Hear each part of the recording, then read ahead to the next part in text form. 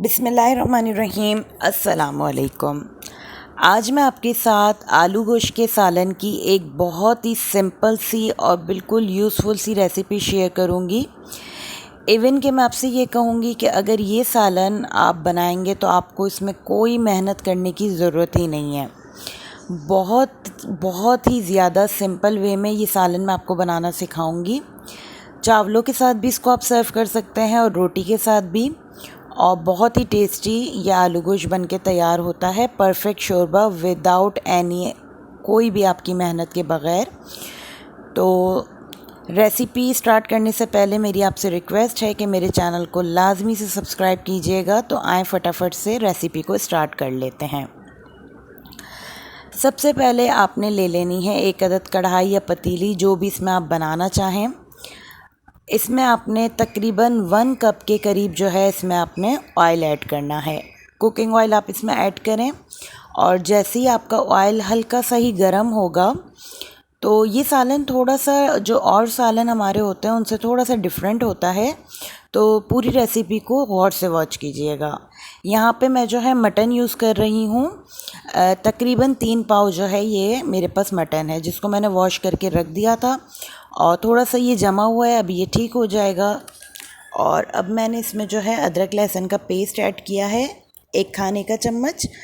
अच्छा, जब भी ना हम कोई मीट बनाते हैं लाइक चिकन, बीफ, मटन, जो भी, तो हमने क्या करना होता है, सबसे पहले मीट को जो भी उसकी स्मेल होती है उसको ख़त्म करना होता है।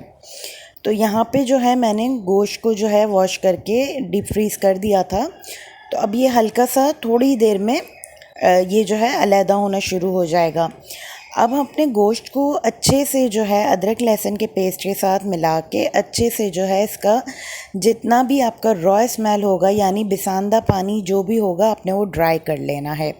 ये स्टेप बहुत ज़रूरी होता है। बहुत सारे लोग गोश्त को वैसे ही डायरेक्ट ही पकने के लिए छोड़ देते हैं। उससे क्या होता है, गोश्त की अपनी जो एक स्मेल होती है वो इसके अंदर से आती ही रहती है और आपकी रेसिपी जो भी आप बनाते हैं वो ख़राब हो जाती है। ये प्रोसेस आपने कोई भी मीट हो उसके साथ लाजमी करना है कि इसका पानी जो है वो आपने ड्राई करना होता है। ये कुकिंग की एक बहुत ही बेहतरीन और एक बहुत ही यूज़फुल सी टिप है। तो ये आपने ज़रूर से इसको इस तरीके से ज़रूर जो है इसका पानी रिड्यूस करके इसको अच्छे से फ्राई करना है। अब यहाँ पे मैंने इसमें 1 पाव प्याज और 6 से 8 अदद जो है हरी वाली मिर्चें जो रेड हो जाती हैं रखे रखे, वो मैंने इसमें ऐड करी हैं। इसमें हमने कोई एक्स्ट्रा मेहनत नहीं करनी कि बहुत ज़्यादा भुनाई हो कुछ भी। जितना हमारा मीट का गलने का टाइम है इतना ही आपका जो है वो प्याज और मसाले उसमें अच्छे से गल जाएंगे, यानी डिज़ोल्व हो जाएंगे।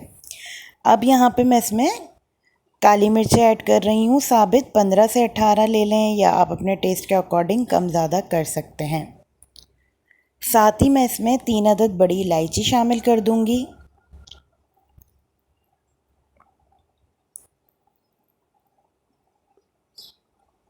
और अब इसमें मैं ऐड करूँगी कड़ी लीव्स। कड़ी लीव्स मैं बेसिकली अपने हर खाने में यूज़ करती हूँ। 10 से 12 अदद जो है मैंने इसमें कड़ी पत्ता ऐड किया है। मेरे पास ड्राई है, आपके पास अगर फ्रेश हो तो आप वो फ्रेश भी ऐड कर सकते हैं।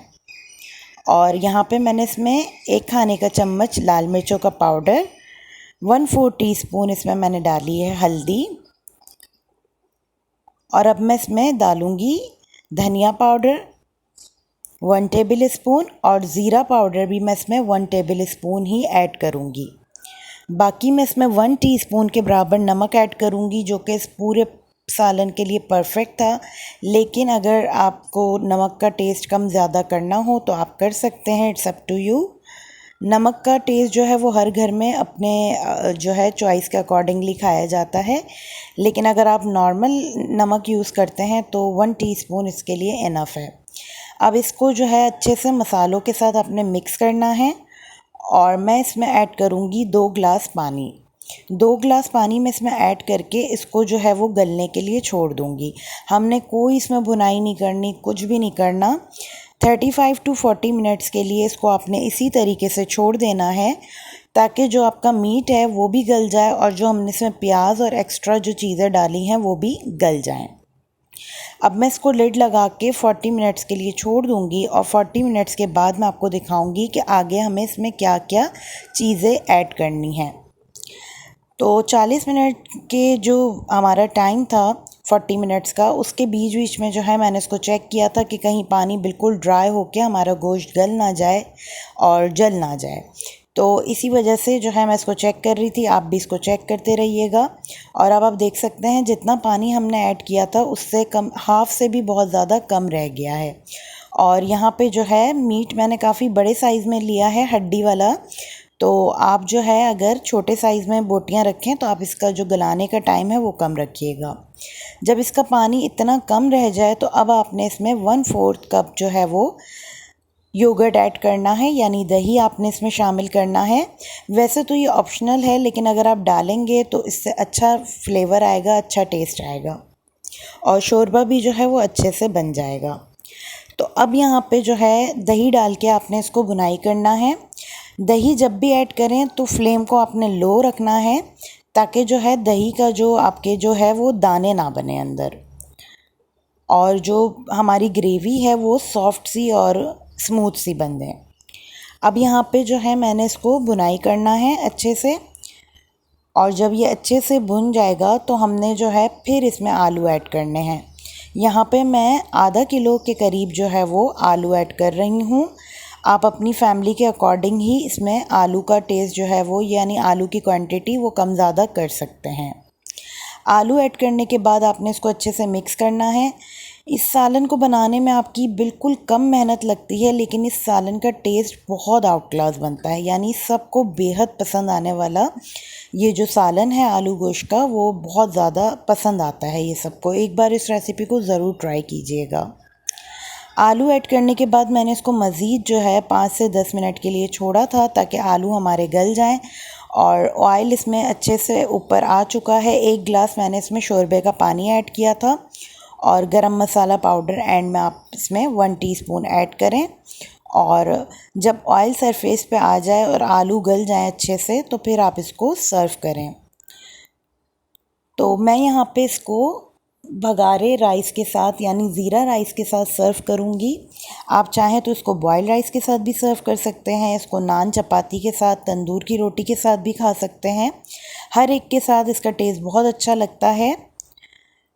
और यहाँ पे मैं राइस आपको निकाल के दिखा रही हूँ। राइस तो हर घर में हर एक को बनाना आते ही हैं, तो सालन की रेसिपी मैंने आपके साथ शेयर कर दी है। बाकी राइस जो है वो आप अपने तौर से बना के आप इस तरीके का सालन बनाएं तो आपके घर वालों को बेहद पसंद आएगा।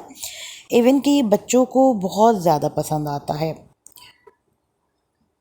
तो यहाँ पे मैं आपको दिखा रही हूँ सालन का जो अच्छा सा टेक्सचर है। इसमें कोई प्याज आपको नहीं दिखेगी, कोई मसाले, कोई एक्स्ट्रा चीज़ नहीं दिखेगी, और सालन हमारा काफ़ी अच्छे से बन के तैयार हुआ है। तो अगर आपको ये वीडियो अच्छी लगी हो तो इसको लाइक करना ना भूलिएगा, और अगर चैनल पे न्यू हैं तो सब्सक्राइब ज़रूर से कीजिएगा, और बेल आइकन को भी ज़रूर से प्रेस कीजिएगा, ताकि मेरी हर नई वीडियो का नोटिफिकेशन आपको वक्त पे मिलता रहे। तो इसी उम्मीद के साथ कि अपना और अपनी फैमिली का बहुत ज़्यादा ख्याल रखिएगा, और मुझे भी अपनी दुआओं में याद रखिएगा। नेक्स्ट वीडियो में मिलेंगे दोस्तों। अल्लाह हाफ़िज़।